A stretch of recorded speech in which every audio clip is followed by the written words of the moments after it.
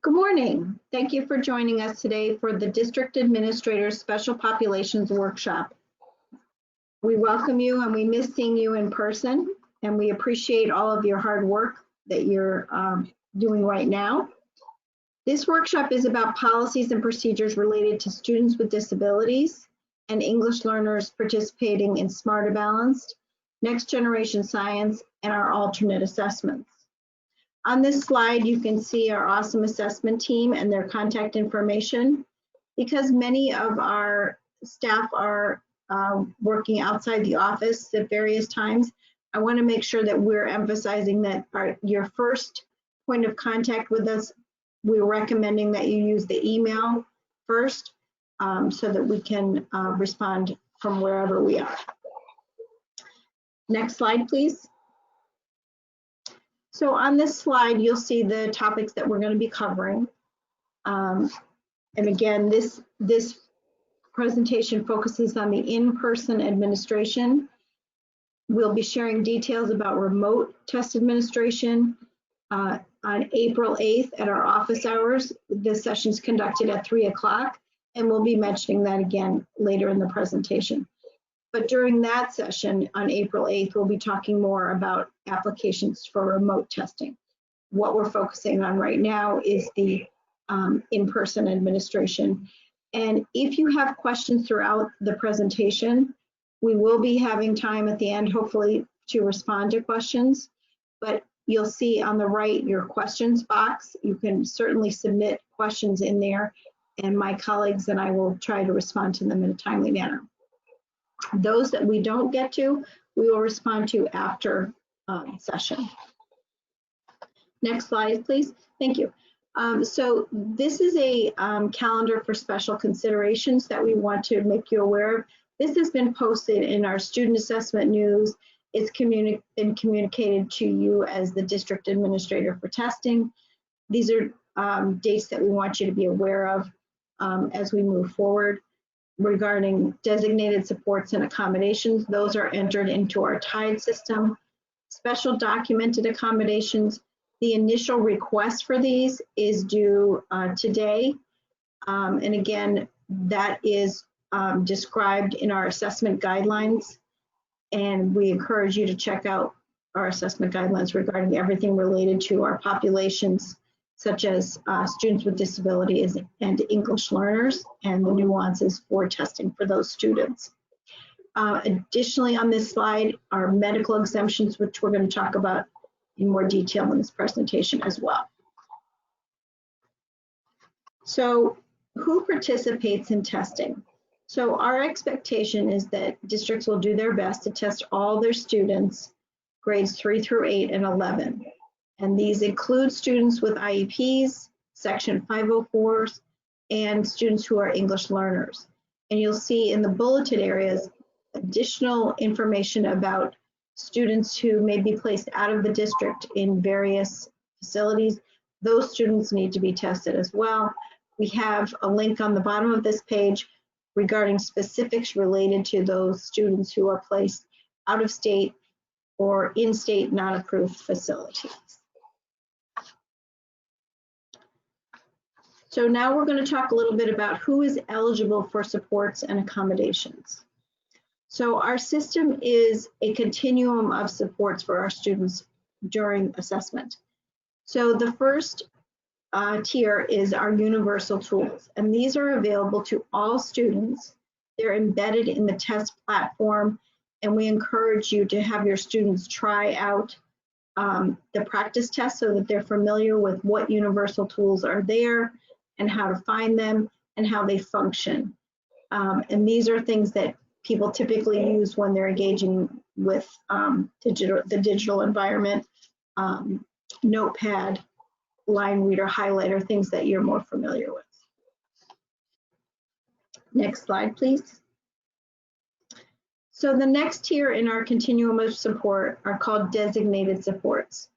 And these are features that are available to any student for whom a educational team has determined they support the student and are beneficial.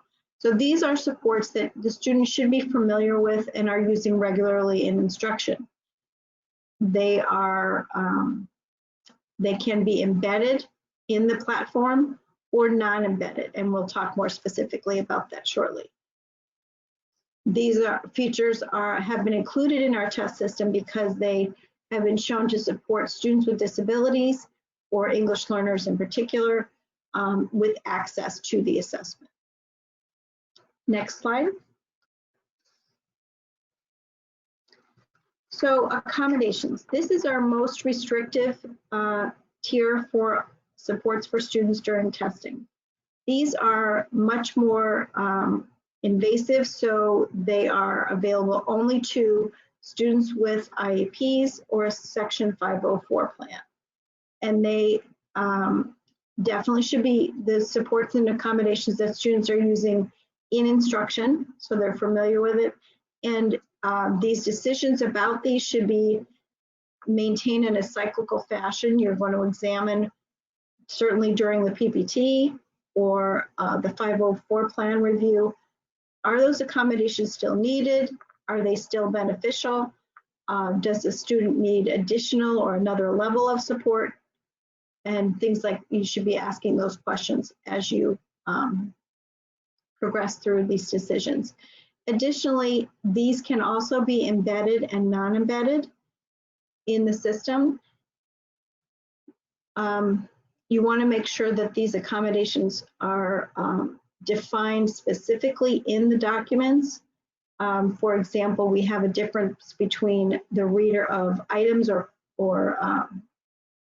prompts versus the reader of the passages, and those are particular supports that may require an additional person and less independence for that student. So we want to make sure that we're looking at those carefully and are very specific in the documentation. Next slide, please. So in terms of eligibility, what does that look like in the system? We want to make sure that those students are indicated in PSIS, which is our public school information system. The districts report to the public school, to the state through the public school information system about each student based on their SASID number. They report the grade where the student is being educated, and additionally they report if the student has an IDEA disability or a Section 504 plan. These are ultimately uploaded into our TIDE system, which is our testing system. If you find that you're trying to enter accommodations for a student and it's not allowing you to do that, it may be traced back to the PSIS system in which the indicator has not been selected in the PSIS system. So again, we encourage you to communicate well with your PSIS coordinator, your English learner coordinator, and make sure everyone's on the same page, making sure that those students are designated appropriately in PSIS, and thus they can be indicated properly in the TIDE system. So this is our accessibility chart, and you'll see that these define the continuum of supports we were discussing. All of this information is spelled out clearly in the assessment guidelines. We encourage you to read that and look at that in particular for more details. This is kind of a quick go-to sheet that defines, you'll see on the blue on the left, the embedded and non-embedded sections. In the middle, the gray is the designated supports. And on the far right in green is the accommodations. And you'll see in the yellow boxes that it defines who's eligible for those as well. And you'll see more information. Those some of these are hyperlinked for you. And we also have what are called special documented accommodations. So if you find your student is using and needs more support than what is defined in these available supports and accommodations, you can contact Deidre or myself and discuss special accommodations above and beyond. Next slide, please. We want to encourage you to have your students practice the test with those supports and accommodations that you think the student will need, so that they're familiar with how they function during assessment. One of the things that we're going to be talking about is the new embedded speech to text accommodation. That is one that the student needs to have their SACID number indicated in when they log in here, rather than go in as a guest user, if they're going to try that out. Next slide, please. So my colleague Deirdre Ducharme is going to talk about what's new for 2021. Great, thank you, Janet. Good morning, everyone. I'm going to walk you through the next few slides to cover some of the new features for this upcoming spring assessment. So we heard you loud and clear since we transitioned from the paper pencil C&T assessments to the online Smarter Balance assessment, that we need a better mechanism for providing voice recognition software options to our students. So in previous years, we had sort of an awkward workaround for students using multiple devices so that they could access their speech-to-text software on their testing device. So new this year, Cambien has made available an embedded speech-to-text accommodation. This accommodation is specifically for students with a documented need based on their disability and the specifications on page 8 of their IEP. However, what this particular accommodation allows is a level of independence and flexibility for our students who need to use their voice recognition software when responding to open-ended items. So the takeaway is that we heard you loud and clear. We have a solution. It's made available on the interim assessment. It will carry students through on smarter balanced open-ended items as well as the math performance tasks. What you need to know is that this has to be activated in tied test settings as indicated by the arrow on your slide. Next slide, please. The second recommendation is that you take time to work with your individual students in using this embedded accommodation well before spring administration begins. And once the accommodation is set and tied, you're welcome to select a practice test, perhaps the math performance test or the English language arts practice test. There are some limited open-ended items on the practice test, but what I would recommend is allowing your students to have an opportunity to specifically look for those open-ended items. And within the student's item response text box, they'll find this microphone icon that you see on your slide. And when the student activates the microphone, they will have their voice dictation activated so that they can actually speak their response. That response is transcribed directly into the response field, and students have an opportunity to go back and make changes, modifications as necessary until they're satisfied with the response in its sort of final stage. Students have about 5 minutes of timing to record a potential response. And certainly if more time is needed, then the student will reactivate that microphone and they can modify their answer. Next slide, please.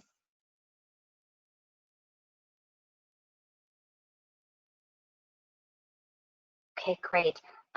Again, we know that this is a new feature. We want our students to feel comfortable with it. So just keep in mind that there are some additional functionalities with this particular accommodation. So for starters, there is an auto punctuation and capitalization feature. So as a student is dictating his or her response, the system is going to capture how the algorithm recognizes the certain grammar language usage features as far as punctuation. So again, if there are any errors or the student needs to make subsequent revisions, that is certainly possible. The student can either do that through the keyboard or go back and modify the recording. For these particular students, we recommend that they test in a one-to-one test setting, given the fact that they're speaking and using this embedded voice dictation. This does mirror the system, the functionality of text-to-speech does mirror what students are accustomed to using their Google Read Write on Chromebooks, etc. So the system is straightforward, easy to use, and it should be sort of a natural transition for students who are using it on other devices. If it turns out that you have a student who needs additional support than what this particular speech to text provides, then we recommend that you contact our office and we can work with you as far as establishing a reasonable solution so that your student has his or her accessibility needs met. Next slide, please. The second enhancement for this year involves an additional option for students who are using the embedded math translation glossary. Now, the translation glossary is a designated support. It's available to all students, primarily our English learners. And what it does is it provides language options for our students in which certain non-construct relevant vocabulary on the math assessment is highlighted, and students can access that term and have a word-to-word translation provided in their native language. Now, what we recognize is that some of our English learner languages are not represented in the math translation.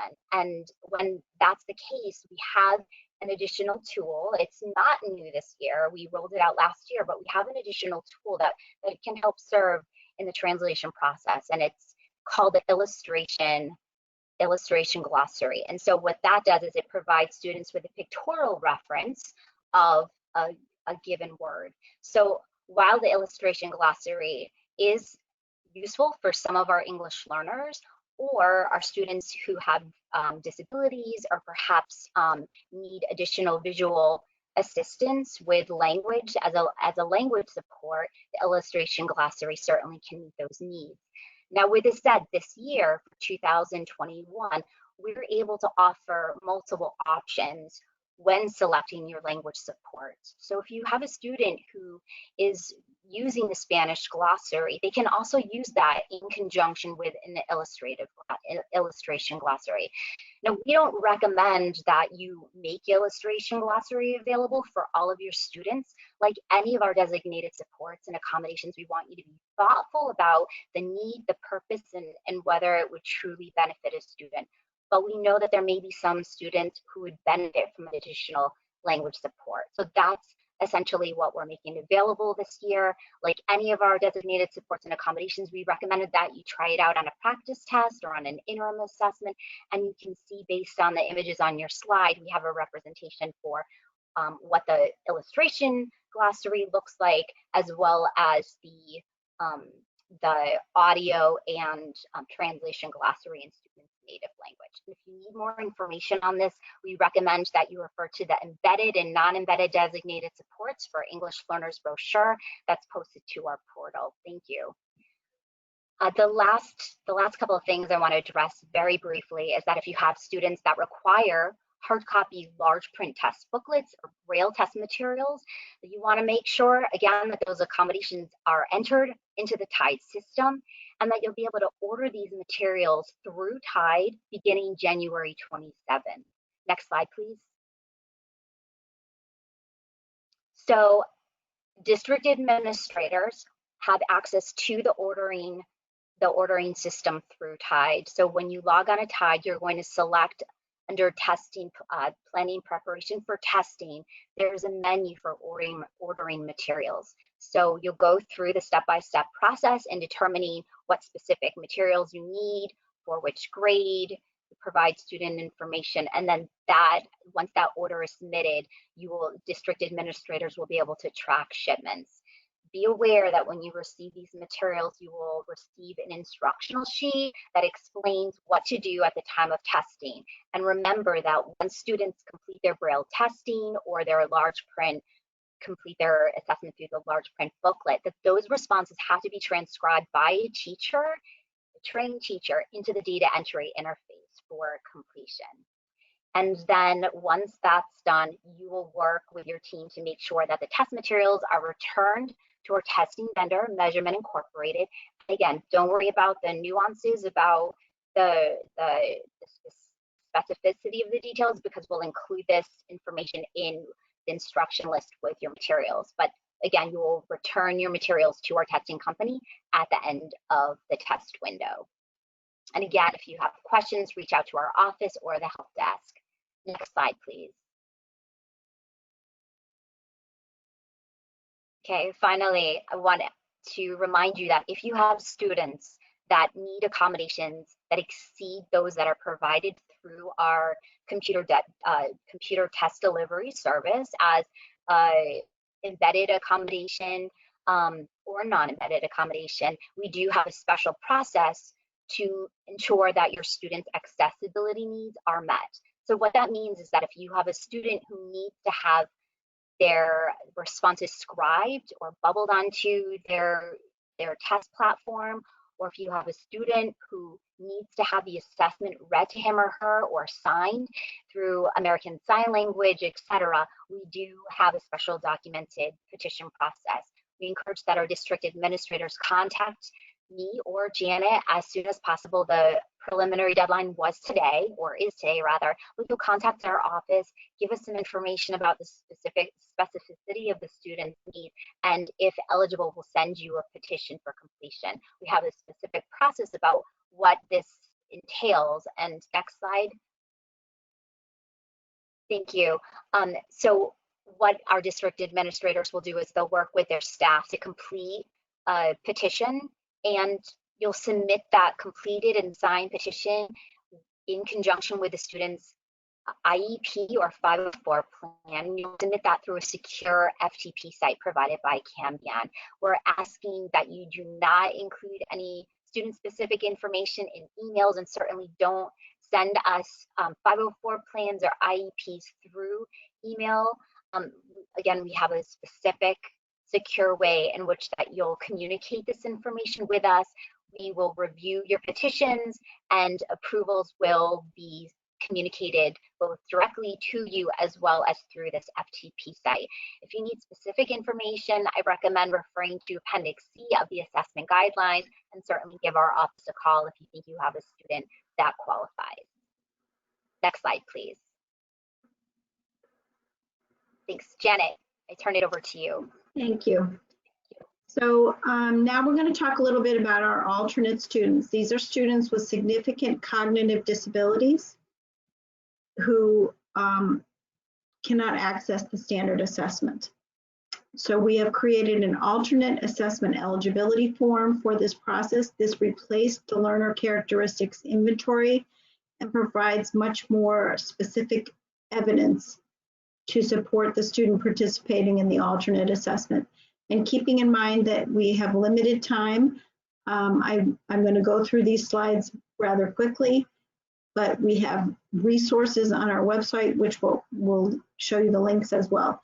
So the first area is about primary disability. And remember that your students must meet all three components of the alternate assessment eligibility form to be able to qualify to participate in the alternate assessments, which are the CTAA and CTAS, both are ELA and math, and science assessments. So there are certain primary disability categories that are not appropriate for the alternate assessment, and those are defined here. And you'll see that in these slides, the blue section is related to our alternate, our annotated alternate assessment eligibility form, giving you evidence of what we expect to see in that section. And all of these are available on our student assessment webpage and our Cambion portal. So let's go to the next slide. So this slide talks about the student's evidence of intellectual impairment. Next slide, please. And within that, we expect composite scores for the student's IQ scale, full scale score, and we work with stakeholders to provide evidence of what we're looking for here as well, and you can see that on the web portal. Next slide. So this slide talks about the requirement for an adaptive assessment. So we want to make sure that the student is displaying a need in the adaptive skills area, a significant need.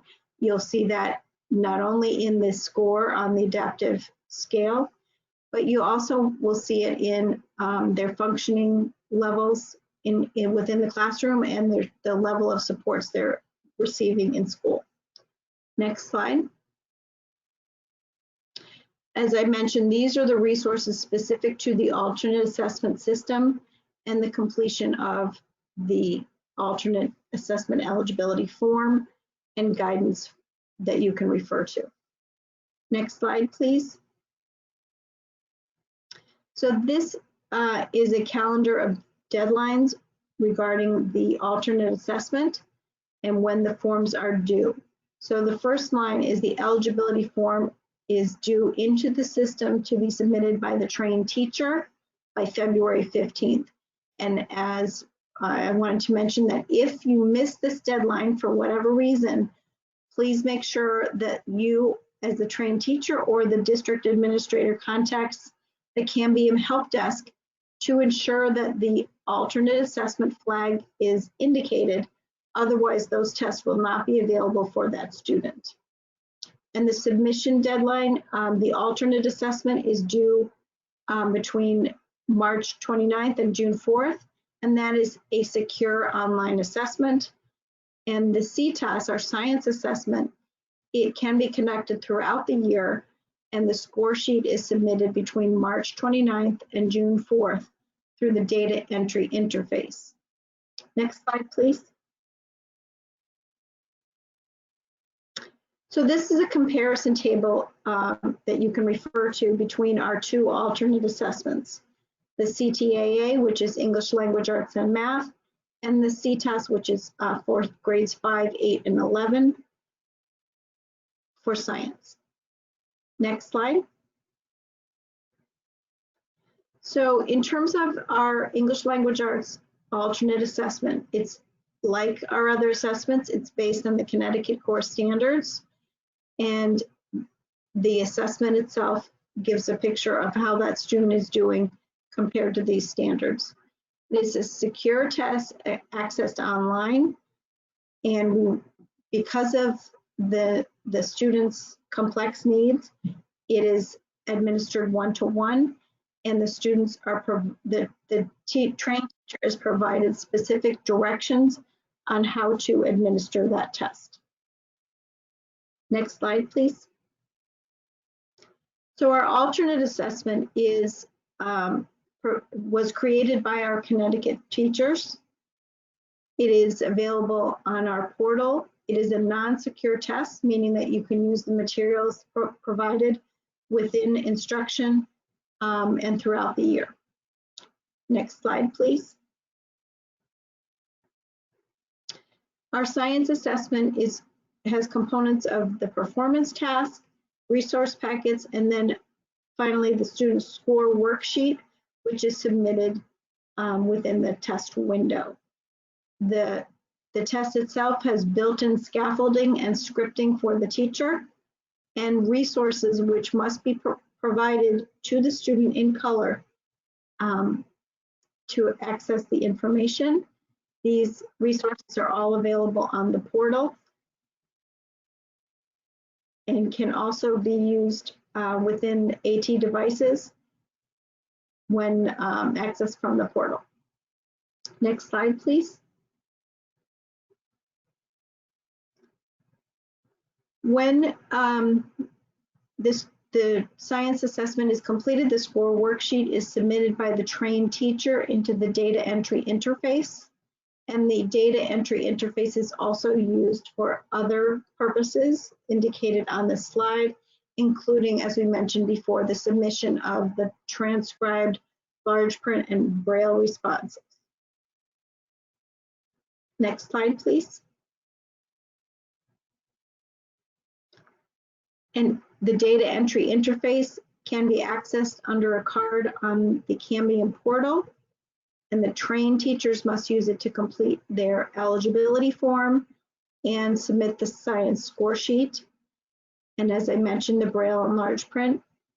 It is separate from the secure browser. That's not required. You will need a username and password, just like your Tide Access. Next slide, please. Deidre, I think you were going to talk about the training. We recognize that there's a lot of information that we provide in these annual workshops. So as a point of reference, I recommend that you subscribe to the Student Assessment newsletter in case you don't already receive our bi-weekly, sometimes weekly updates. But because there is so much information specific to our standard assessments as well as the alternate assessments, we've included these resources here on the slide. So when you have an opportunity to access the PDF of this training, you can generate the hyperlinks directly from this system. So what we've done is we've included some resources that are specific to your role as district administrator, so that you know how you can best support your teachers that will be administering alternate assessments. And it gives you some information about how to work with your teachers at the start of the school year, so that at this time of year, your teachers already have their roles in Tide, they've completed their training, they're potentially done with the submission of their eligibility forms, etc. On the slide, you'll also see we've included some manuals. So while we're in the final process of posting our test coordinator manuals for science and Smarter Balance, we do have our alternate assessment materials and manuals already posted. So your teachers should be good to go with accessing this information and preparing themselves for the responsibility for testing. Pay attention to the resources that we have on the portal. We have the assessment guidelines and designated supports, brochures and how-tos for data entry, interface, etc. Lots of information. And if you don't know where to find something, please call us, reach out, and we'll help you out. Next slide, please.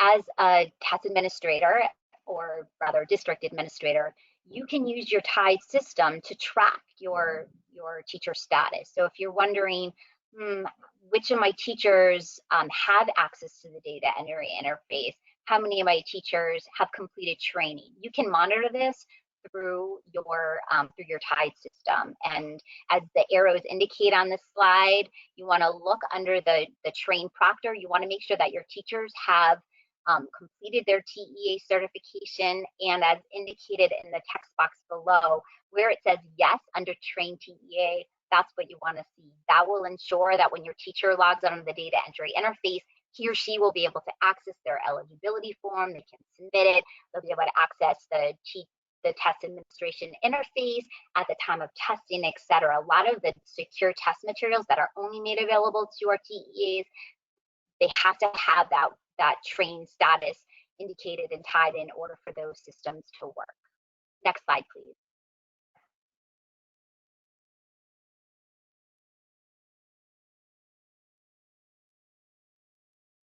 As a district administrator, you can also track how which of your eligibility forms were submitted. So under the administering assessments, you can track those eligibility form submission over the course of the winter and spring. We've also included a link at the bottom of your slide that will give you a step-by-step instructions for monitoring test progress. Next slide, please.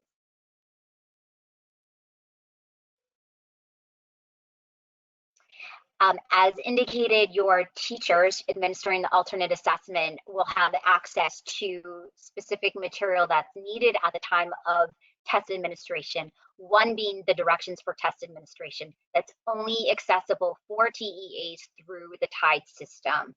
And this slide shows what that looks like. So your teachers receive this information during the required training that we provide to them, but one of the key test guidelines or manuals rather that your teachers use at the time of testing has to be downloaded from this secure site.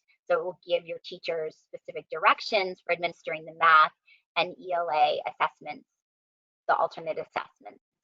Next slide, please.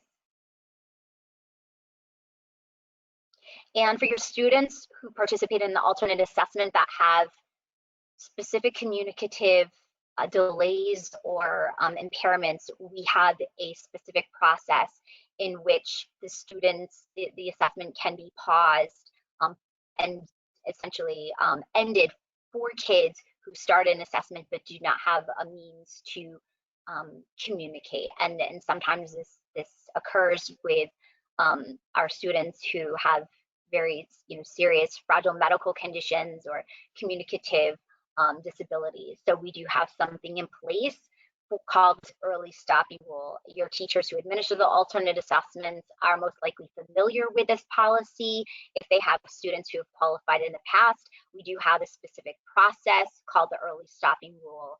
It's documented in the flow chart that's hyperlinked on your slide. And if you have any questions, you're welcome to reach out to us. But essentially what your teachers will do is they'll contact you, give you a heads up if they have a student who potentially meets the qualifications for early stopping rule, and then we'll partner together and make sure that everything's in place so that the test can be paused and that the student is processed as qualifying for the early stopping rule. Next slide, please.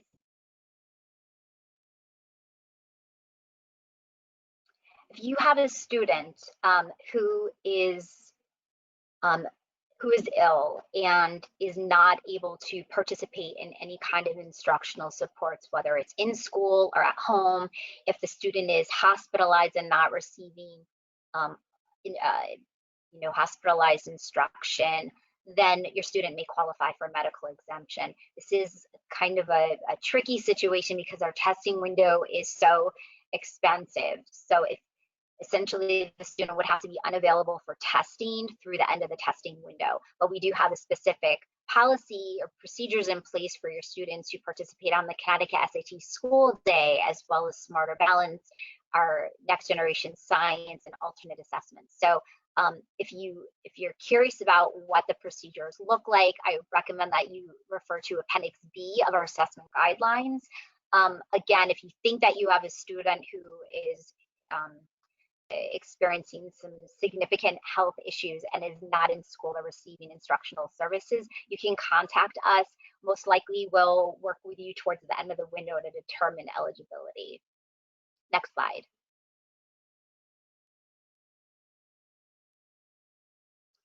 And just as a reminder, on the portal, we have a variety of resources, and I've already referenced some of these, but this slide indicates one of my go-tos on a regular basis. So that the resource tab that appears at your top header, there's a drop-down menu that provides a number of resources, both assessment specific, but then also related to brochures and quick guides and test manuals. The accessibility and special populations is my favorite. You can access the assessment guidelines, anything related to decision guidelines for text to speech or the read aloud. If you need information on the assistive technology resources that we have for our students, this is a good first stop to see what's available. And then if you have questions, of course, follow up with us and we'll be happy to walk you through and provide any answers that you need. Next slide, please.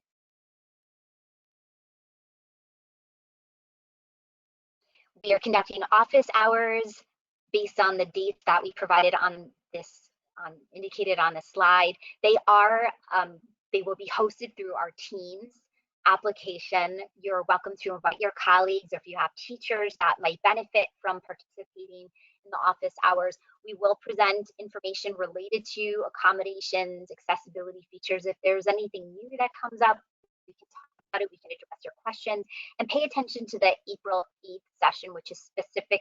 It's dedicated to the remote proctoring tool. So if you have schools that are solely providing remote instruction to students and you think that you may need to offer remote testing, then this is the session to attend. Next slide, please.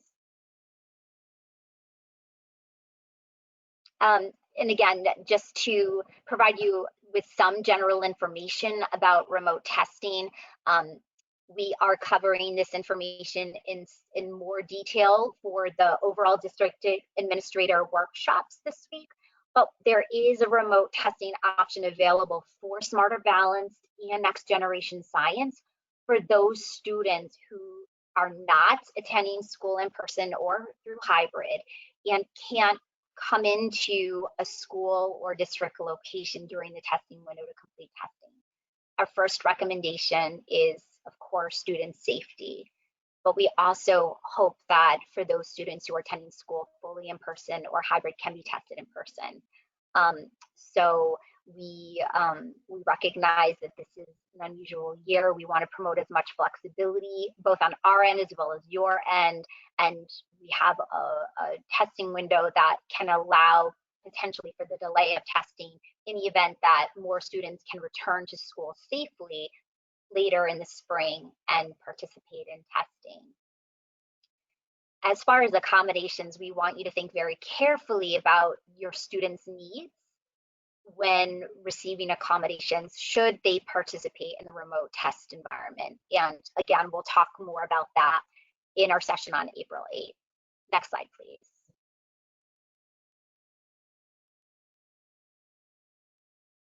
We do not offer a remote option for our alternate assessments. And for those of you who are familiar with the alternate assessments, you can understand why.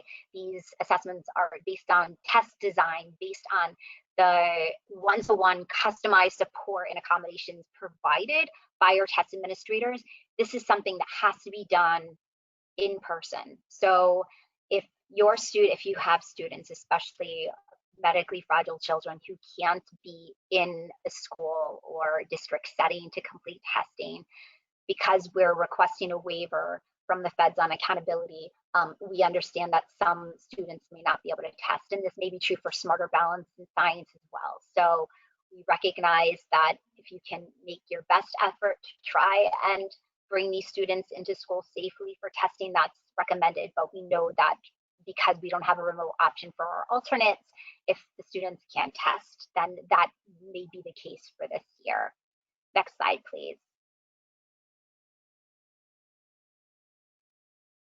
We hope to see you on April 8th for the remote proctoring tool. Please join us at our other scheduled office hours and reach out to us if you have any questions along the way. Thank you very much. Janet, you're on mute. Thank you. We know that we've extended our time for this webinar, but we are going to go over for a few minutes and accept some questions. We will be responding to those that were provided in the question box. At this point, for a couple minutes, we'll take some of the questions from those who would like to raise their hand, and Michelle will unmute them so that they can respond, ask their questions.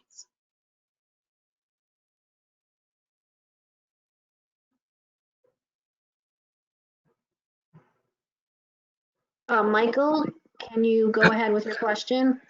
Hi, how's it going? I was wondering what the petition process looks like for text to speech for ELA passages. So the petition is not required for text to speech because that's an embedded accommodation. If the student requires text to speech for the reading passages, you do need to complete a decision guideline form, which is available on our portal. And that gets submitted to you guys? Yes. And I can find it in the resources area?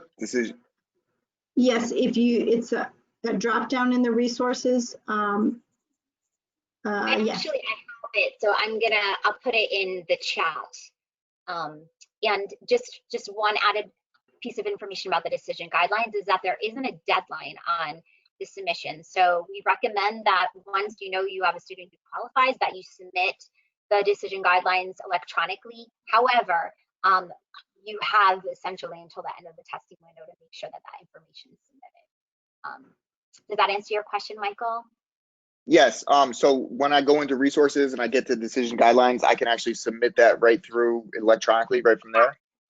So when you open the PDF of the decision guidelines, in the instructions, you'll see that there is an embedded link that says, click here to submit the guidelines electronically. So you select that link and it will bring you right to Qualtrics. Thank you so much. Appreciate you. I want to remind everyone that there are two types of decision guidelines. one is for read aloud and one is for text-to-speech. We want you to be really careful about which one you're submitting, because the one for the read aloud accommodation is only submitted after the special documented accommodations petition has been processed and approved. Let's try another raised hand question, please. There aren't any more raised hands right now. Okay. Janet, Yes? I can read the ones that have not been responded to in the chat if you want. That would be great. Thank you, Abe. Sure. So yeah, as Janet mentioned, some of our colleagues, we've been trying to keep up with all your questions. So most of them we've kept up with, but there's a few here that have not been answered, and we can certainly address them. So Janet, there's some angst about the January 22nd deadline. Can you just touch on that real quick? I know you responded to it Sure. on the text, but can you touch on that one real quick? Sure. We provided this information in our communication methods, but we understand that PPTs occur all year long. So if you have a student that you believe needs a special documented accommodation, the initial deadline was today. So we understand that those will continue to occur after the date. It involves quite a lot of processing on behalf of Deidre and myself, so we want to make sure we get ahead of the curve. So if you have a student that you believe needs a special documented accommodation, please email us so that we can set up a time to discuss it. And in some cases, we find that the student doesn't need that at all, that it's a manipulation of other accommodations that will meet that student's need. So that's why we have the time to discuss it. And then we provide you the petition. You and your staff complete it and provide the evidence, as Deidre mentioned, through the secure FTP site. And then we provide an approval or clarification letter. So it's okay if it's not today. Just if you want to make that initial call today or initial email so we can set up a call, that's what we would recommend. Okay, thanks, Janet. Mm-hmm. Next question, just to look, some questions about medical exemptions. Is there a medical note required for a medical exemption? Can you touch on that? There is. So what we require for those students who qualify for a medical exemption, that the district administrator not only reach out to us, but work with the school to obtain a letter from the student's primary physician. And so what that, and within the letter from the physician, there is specification that the student, due to medical circumstances, that the student was unable to receive instructional services. So what essentially we're looking for is, a written statement that says the student, based on the student's health, the student was not well enough to even, receive homebound tutoring services, what have you. So then what happens is that we make the adjustment on our end with our data, our student data files, so that for accountability purposes, these are the only students in Connecticut that actually qualify for an exemption. So they're completely removed from our testing system, our reporting system for the given school year. And if you have specific questions about this, please call and we can talk about your student's specific needs. And just one more thing about the medical exemptions, if we usually recommend, when you contact us, we usually recommend holding off until the end of the testing window to see if anything does change with your student's health needs. Sometimes our kids are hospitalized. There could be a number of issues, accidents, medical treatment. So typically we suggest that you wait and see where the student is, towards the end of this school year, and then we can determine next steps. Okay, thank you, Dee. I think there's a hand raised, so I'm going to turn it back over to Michelle to let that person in. Yes, there is a hand raised, and I am going to unmute Nandia? Can you go Nadina, ahead? hi, how are you? Good. I'm so sorry if this is a repeat, but I just want to be very clear on the accommodation for having the ELA passages read aloud. That is part of the special documented accommodations, that's correct? And so then that is a phone call to Deirdre and Janet prior to submitting any paperwork. Correct. Got That it, is thank true. you. The minute you're involving a human, like the teacher has to further support a student through that test administration process, either as a reader or a scribe or a signer, that will require a special documented petition. Thank you so much. Okay, so that's it for the hand raises. The questions have been coming in the chat. We've answered all of them, but actually one just came in. What should we do if a student is fully remote, but the parent does not want to bring them in at all for personal testing? Do we indicate that it is done remotely at all? I can take that one, Janet. I mean, we have until June 4th. We understand that we are recommending in-person testing as the primary form of testing. We will be making remote testing available beginning in April. One thing to keep in mind about dotting every I and crossing every T in terms of situations like this, we are applying for a federal waiver now. If we are granted the waiver, participation which goes into school classification as part of our accountability system will essentially go away because we won't be classifying schools anymore. So we understand this is a unprecedented year. There are going to be cases. As Deirdre mentioned earlier, the health and safety of all students, staff, and community is the most important thing. So if you have particular situations like that, I would not stress over them immensely. And more guidance about remote testing will be coming out. Yep. And the office hours on April 8th might be good to put on your calendar. Yep. Okay, so I don't see any more questions in the question box. I don't see any raised hands. We'll give a little wait time here if any folks want to come in with either questions via hand raise or the question box. We'll wait 30 seconds here or so while you do that. I have a hand. I guess Right. you were very persuasive, Abe. James, go ahead. Yeah, no, I know for the CTAA for most of my students because they receive that. All the read aloud is automatically on the test, so Correct.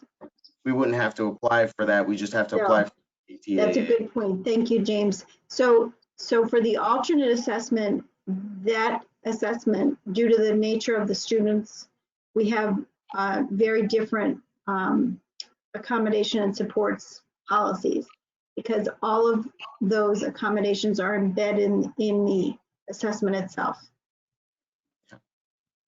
Thank you. Okay, we have another question in the question box here. Deirdre, Janet, can you just comment on what you mean by petitioning? And I presume this is related to either special accommodations or, so I'll let you expand on that.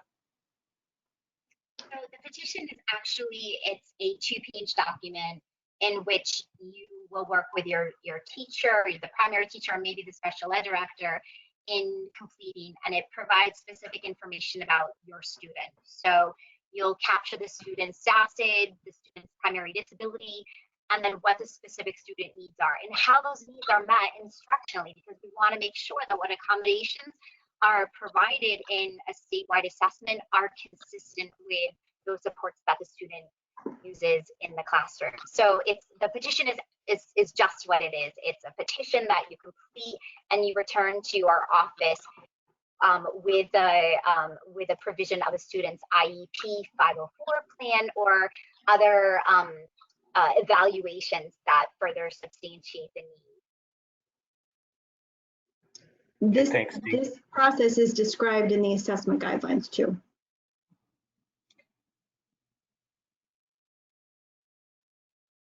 I'm going to turn it back over to Michelle. Apparently there is another raised hand. Nope, there isn't. Oh, okay, I'm sorry. Thanks, Michelle.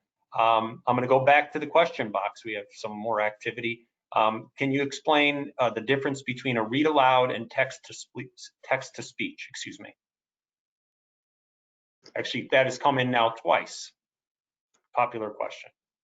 I guess it depends on the content you're referencing. If we're talking about a read aloud of items on science or math, then that's a designated support. And so if that's something that your student needs and receives that report instructionally, then you can provide that to your student in a one-on-one test setting. But if we're talking about the difference between receiving text to speech of the English language arts reading passages versus a read aloud, then we have some specific delineation between who's eligible and the appropriate modality for that student. Do you want to speak about that, Janet?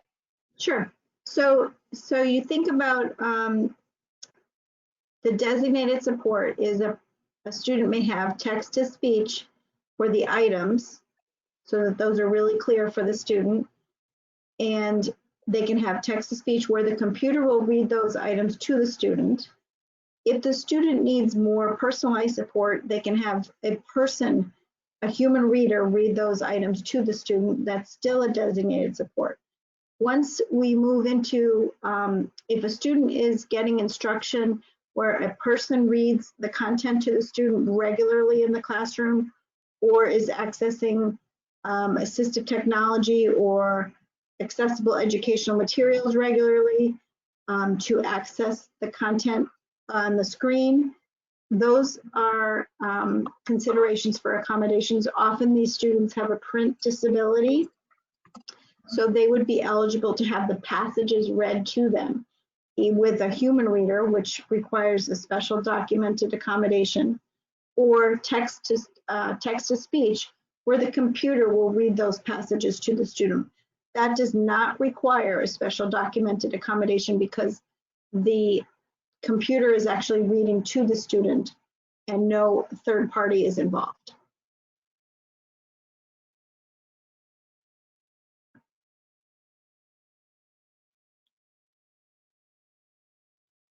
Okay, thank you. So there's a clarification question back regarding this. It's a popular topic today. So text to speech is the computer reading and read aloud is a person reading. Correct.